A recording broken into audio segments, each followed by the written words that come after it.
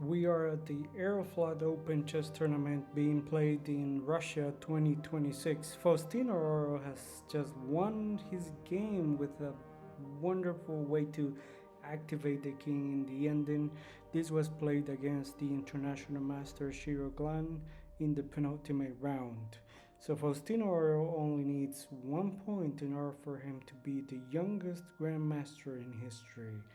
Let's jump right ahead to the game so we can analyze. Faustino opens the game with c4 with the English opening, and the opponent goes knight f6, knight c3, e6, e4.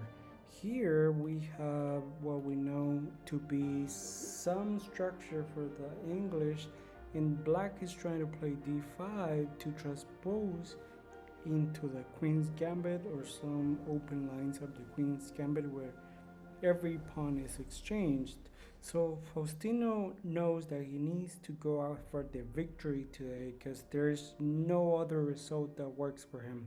See, he just came to win this game, which is what I love about this analysis that you're about to see with me. Black goes d5, good move. So here black is saying, I don't want to play this structure for the English Open. I want to transpose into somehow something open from the queen's gambit or something alike. Here, Faustino exchanges, which is what the theory says that's best. E takes e5, e5.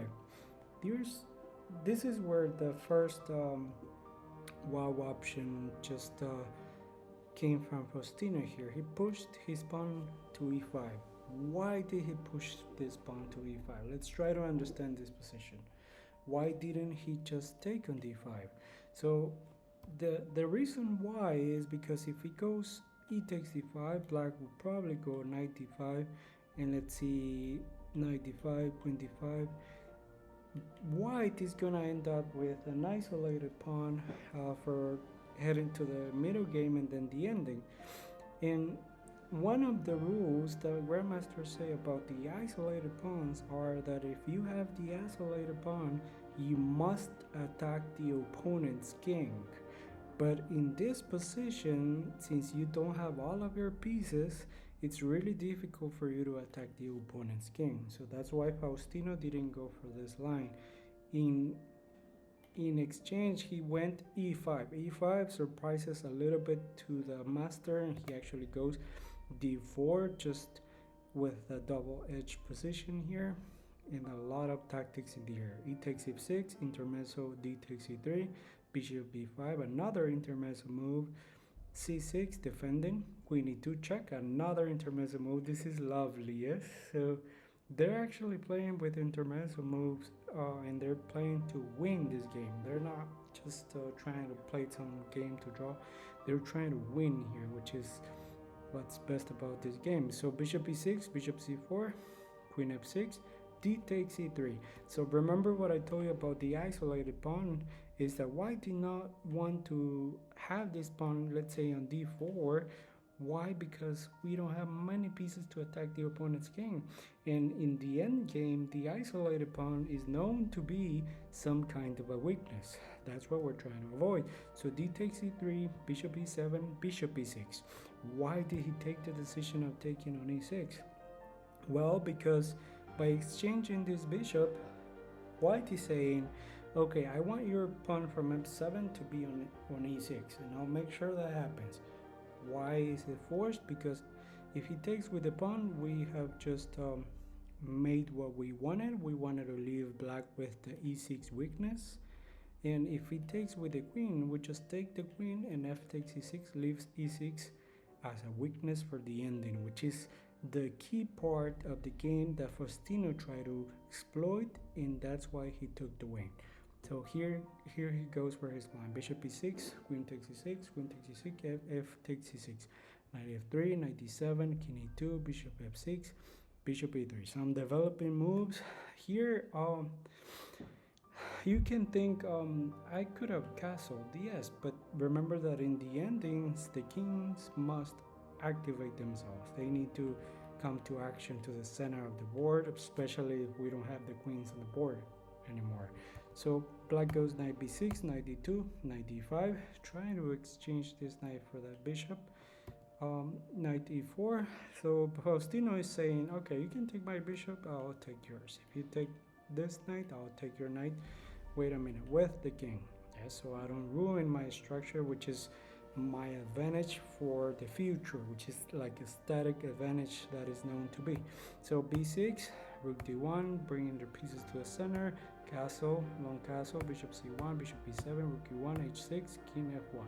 So the king wanted to just step out of this check and get out of danger, and once all of the field is a bit empty, the king will go back to the center to activate himself and to work for white. So rook e8, here white played g3, just defending the f4 square, which was some kind of an annoying move for black. So he went knight f6 because there was no other route for the knight to keep playing. So knight f6 is actually attacking the knight on e4. He can actually think of some knight g4 later on.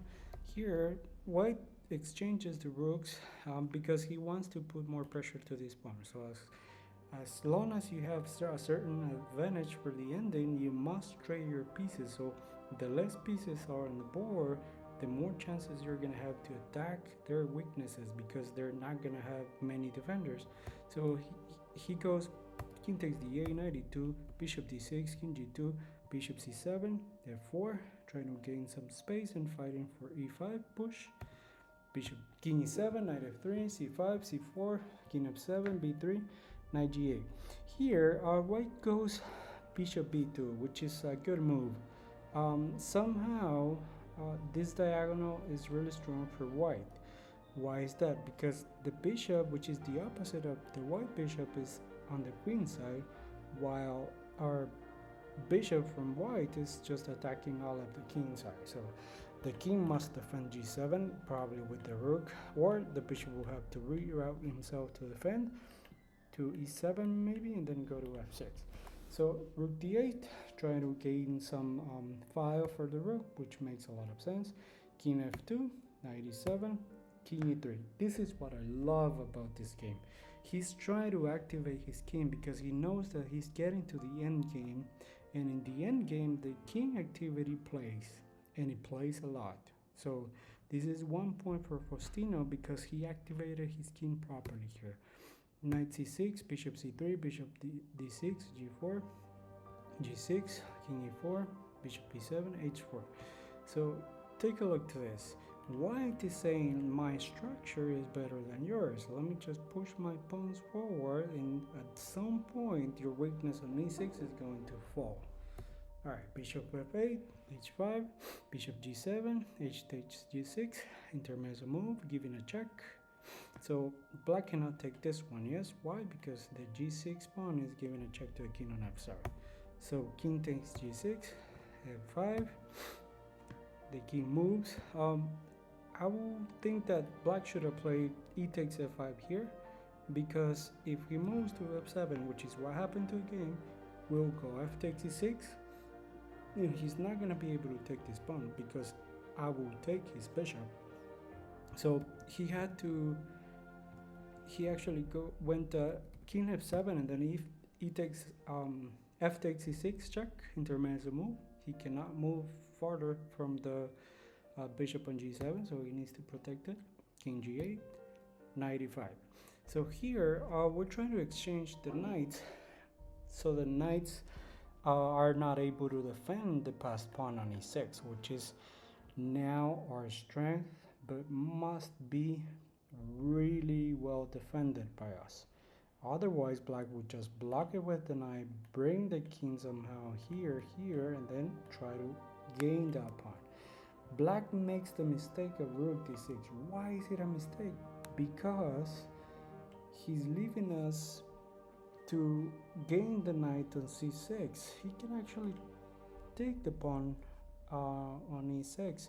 Let's see, knight takes e6, bishop takes e3, rook c1, intermezzo move. So if he takes the knight, I'll take the bishop, yes. And our king is way too active. Rook e6 check, king d5 attacking the rook, rook e3 defending the bishop on c3, knight takes a7. So we're 2 pawns, let's say 1 pawn up here, but the reason why it has an advantage is because of this king. which is so brave to be in the center of the board. Let's see, rook g3, knight c8, bishop a5, king c6. Again, the king playing and is going to win the pawn on b6. Rook takes g4, king b5, h5, knight takes b6, bishop d2, rook d1, rook g2 defending, a4. We have a passed pawn here, which is really strong, and also black has one passed pawn here, but his king is way too far away. So that is what is saying, okay, white's gonna win this game, and the reason why is because the king from white is really active and it's going to support his own pawns to the promotion, and this one will just fall, or we're just gonna give material to disappear the pawn on h3, h2, h1, or whatever, and then we're gonna win because we're going to promote our queen. Or if we need to sacrifice it, we're gonna do it so we can take on c5, push b4, b5, b6, b7, b8, and make another queen, and we're winning. Yes. So a5, rook g3, king a4 defending, rook g6, knight d5, bishop g5, king b5, h4, a6, rook g7, rook g1, pinning the bishop to the rook, h3. Black is trying to push his pawn forward, which makes a lot of sense. Rook g5, this is a brilliant move. Take a look to this move. There's no immediate win for white here, and Faustino just sacrifices the rook, takes g5 here. I hope you can see the reason why behind this move, otherwise you can pause the video and try to find out. But I hope you did, and the reason why is if you take the rook on g5, I'm gonna play a7. If you play h2, I'm gonna go a8, winning my pawn. And it's just not a simple queen, it's giving a check to the king. So the king must move, and the black pawn is still in h2. So I can simply go queen b7 check, and then give it like a staircase, or I queen king g7 and I go queen a1 check, and I'm defending the h1 square. If he goes king f7, I'll go king b7, queen b7 check until I get to c7, defending the h2. And if for some reason he goes rook g2 and then he pushes his pawn forward, I just gonna take the pawn. I'll chop it off, rook takes g2, king c5, and I'm gonna push these two connected passed pawns with the help of the knight and the king. Subscribe to the channel so you can take a look to more GM games analysis in really depth from human analysis, not some automatic games or IA.